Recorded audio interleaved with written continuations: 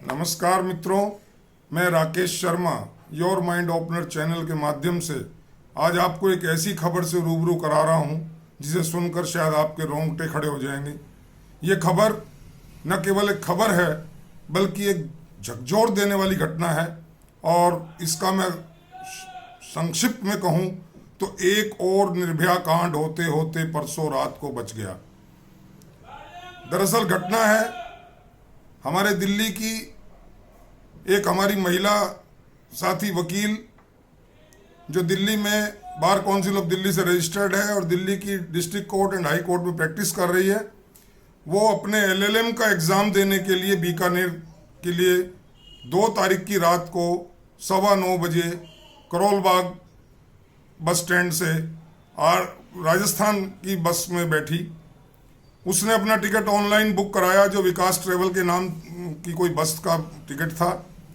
वो लड़की वहाँ 10:15 साढ़े 10 बजे तक इंतज़ार करती रही। तभी वहाँ एक पंडित ट्रेवल की बस आई और उसने कहा, उसके ड्राइवर और कंडक्टर्स ने कहा कि आप जो है वो बस नहीं आएगी विकास ट्रेवल की और विकास ट्रेवल की सवारियां हम लेके जाएंगे, हमारा आपस में कोऑर्डिनेशन हो गया है और आपकी ये टिकट हमें दे दीजिए, दिखा दीजिए, हम इसको आपको लेके चलते हैं।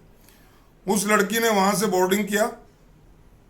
उसके बाद रात को लगभग 2 बजे के करीब जब वो 2 बजे पढ़ती रही पहले बस में, उसके बाद उसने सोने का कोशिश की ताकि उसका अगले दिन एग्ज़ाम था। रात को 2 बजे नशे में धुत ड्राइवर और उसके साथी उसके सीट पर आए। उसका पर्दा हटाया सीट का। उसके बाद एक ग्लास था, उस ग्लास को खटखटाया। उसने कहा क्या बात है? तो उन्होंने कहा नहीं, हमें सीट में एडजस्ट करना है आपके साथ। उसने कहा क्यों? मैंने टिकट बुक कराया तो मैं क्यों करूं? और इस तरह की बातचीत हुई। उसके बाद उस लड़की ने कहा आप चले जाइए यहाँ से। वो चले गए। 10-15 मिनट बाद दोबारा आए और ड्राइवर ने ज़बरदस्ती उस लड़की के साथ कहा कि आप उधर होइए और मुझे भी आपके साथ ही सोना है। ये सुन के लड़की बहुत बुरी तरह घबरा गई। उसने उनको धमकाया, चिल्लाई लड़की और उसने कहा कि मैं तुम्हें मार दूंगी जान से या खुद मर जाऊंगी, लेकिन तुम्हें हाथ नहीं लगाने दूंगी, तुम्हें यहाँ नहीं बैठने दूंगी, नहीं लेटने दूंगी। तो ये सुनकर ड्राइवर उस वक्त तो चला गया, लेकिन वो लड़की इतनी घबरा गई, उसने तुरंत रात को 2-2:30 बजे अपने पति को फ़ोन किया। उसने अपने एक भाई जो गाजीपुर में पुलिस अधिकारी है उनको फ़ोन किया, 100 नंबर पर फ़ोन किया और ये सब कार्रवाई करते करते करीबन आधा 1 घंटा हो गया। ये घटना है लगभग रात को 3 बजे के आसपास, 2-2:30, 3, साढ़े 3 तक ये सब चलता रहा। उस दौरान ये लोग करते रहे कि भाई ये लड़की तो बहुत चिल्ला रही है, कहीं ऐसा ना हो सुबह बयान दे दे और हमारे खिलाफ गवाही दे दे और हमें जो है फंसवा दे, चलो इसको कहीं इधर उधर फेंक देते हैं। उन्होंने मेन रोड से वो बस जो है जंगलों के रास्ते से कहीं ले ली।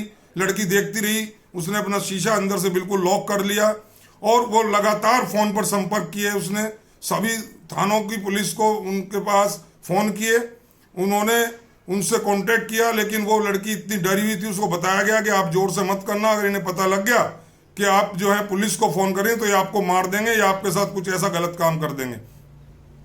इसके बाद रतनगढ़ से करीबन 5.5 किलोमीटर पहले एक चौराहे पर जब वो जंगल के रास्ते से आगे मेन रोड पे आने की कोशिश की, वहाँ पुलिस फोर्स ने उसको रोका, बस को चारों तरफ से घेरा, उस आदमी को पकड़ा और उसके बाद वो सारी वारदात उसने बताई।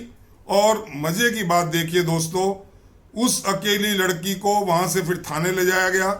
थाने ले जा करके उसने अपनी रिपोर्ट लिखवाई और रिपोर्ट लिखवाने के बाद उसने कहा मेरा आज ही एग्ज़ाम है बीकानेर में। तो उसको एक लेडी कांस्टेबल जा करके बस स्टैंड पर छोड़ाती है और बिना किसी पुलिस प्रोटेक्शन के वो लड़की 3 घंटे का सफ़र करके और बीकानेर पहुंचती है। और दूसरी तरफ मेरी वहाँ के एसएचओ से बात हुई। मुझे रात को 4 बजे इस घटना का रात को पता लगा। मैंने तुरंत एसएचओ को फ़ोन किया। उसने कहा कि जी हमने बस को तो छोड़ दिया क्योंकि उसमें और सवारियाँ भी बैठी हुई थी और बस को इम्पाउंड कर लिया है। बस वाले से लिखवा लिया कि मैं जब जरूरत होगी बस को ले आऊँगा। और उसके खिलाफ 354 में 354D में उन्होंने एक FIR लॉन्च की, FIR number 344/20 police station Ratangarh. और ये FIR लॉन्च की सुबह 9:15 बजे के करीब। दोस्तों, मैं एक बात बताना चाहता हूं कि अगर उस लड़की ने सूझबूझ से सब पुलिस थानों की को अलर्ट ना किया होता, फोर्स को, अगर उसने अपने भाई और पति और अन्य लोगों को फोन करके उस बात की सूचना और लोकेशन ना दी होती, तो ये एक निर्भया कांड एक और हो गया होता। ये जो नेता लोग राजस्थान में जो पार्टी पॉलिटिक्स की बात करते हैं, मैं पूछना चाहता हूं, कहां है राहुल गांधी, कहां है प्रियंका गांधी? क्या इंतजार करते हैं कि कोई लड़की का दम तोड़ दिया जाए, कि लड़की की हत्या कर दी जाए, जब उसका बलात्कार हो जाए तब वो चिल्लाएं? एक भी आदमी बोला कोई वहां? वो लड़की अकेली कांपती रही, चिल्लाती रही। उसने कहा कि मुझे पुलिस प्रोटेक्शन में बीकानेर छुड़वा दो, मेरे कॉलेज तक छुड़वा दो। कोई उसको पुलिस प्रोटेक्शन नहीं दिया गया। वो लड़की पर कल से लेके आज तक ट्रोमा में है। वो लड़की इतनी घबरा गई है, उसका पेपर खराब हो गया कल का। एक पेपर उसका 6 को है। मैं उसकी आइडेंटिटी इसलिए डिस्क्लोज नहीं कर रहा हूं क्योंकि उसकी सुरक्षा को खतरा है। और मजे की बात देखिए, मात्र एक पुलिस ने क्या किया, एक ड्राइवर को, सिर्फ एक ड्राइवर को अरेस्ट करके फॉर्मल उसमें और बंद कर दिया। एसएचओ साहब कह रहे हैं, साहब हमने उसको सवारियों से पूछा था, किसी ने बयान देने को कोई राजी नहीं हुआ।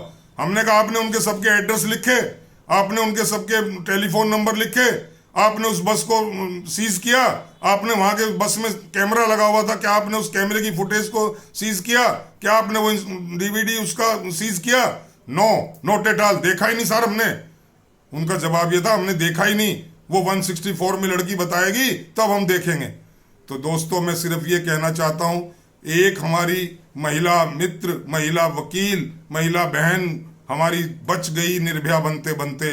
ये विभत्स कांड हो जाता, और अगर इस पे त्वरित कार्रवाई अब भी नहीं हुई तो उसको बहुत बुरी तरह कुछ भी उसके साथ हो सकता है। मैं अपने तमाम वकील भाइयों से, तमाम उन राजनेताओं से जो चिल्ला रहे हैं कि वो इंतजार करते हैं कि पॉलिटिकल रोटियां जब सेकी जाएं, जब किसी की हत्या हो जाए, जब किसी का बलात्कार हो जाए, अगर कोई लड़की अपनी सूझबूझ से बच गई है तो उसके लिए एक भी आवाज नहीं उठी। एसएचओ साहब अपना बड़े आराम से कह रहे हैं, अरे सर हमने कर लिया केस रजिस्टर, और क्या करेंगे इससे ज्यादा। अरे उसके साथ वो 6 लोग थे, अदर देन ड्राइवर 5 लोग और थे उस बस में। क्यों नहीं उन सबको अरेस्ट किया गया जो प्लान कर रहे थे कि इस लड़की को जंगलों में डाल दिया जाए? क्यों उसका रूट चेक नहीं किया गया? क्यों उस बस को छोड़ दिया गया? मैं बहुत सारे सवाल आपके लिए छोड़ रहा हूं, कृपया इस पे ध्यान दें और इस मामले में जितनी आप सहयोग कर सके, मदद कर सके। मैं एक डिटेल इंटरव्यू उस लड़की को दिल्ली आने के बाद आपके सामने उसका लूंगा और आपके सामने वो सारी घटनाक्रम वो बताएगी। मैं इन्हीं शब्दों के साथ दोस्तों आपको एक बार जगाना चाहता हूं कि ये जो पॉलिटिकल पार्टियां इनके झांसे में ना आए। ये पॉलिटिकल पार्टीज केवल और केवल अपना उल्लू सीधा करती हैं, केवल इस बात का इंतजार करती हैं कि कब कोई हाथरस की बेटी मर जाए, कब कोई निर्भया मर जाए, तब इनको एक मौका मिले, तब मीडिया को मौका मिले कि वो जाके कवरेज करे और इधर उधर की बातों में पब्लिक को गुमराह करे। तो दोस्तों, इन्हीं शब्दों के साथ मैं आगे आपको इसकी सूचना दूंगा बहुत जल्दी। जय हिंद, जय भारत, जय भारत की बेटी।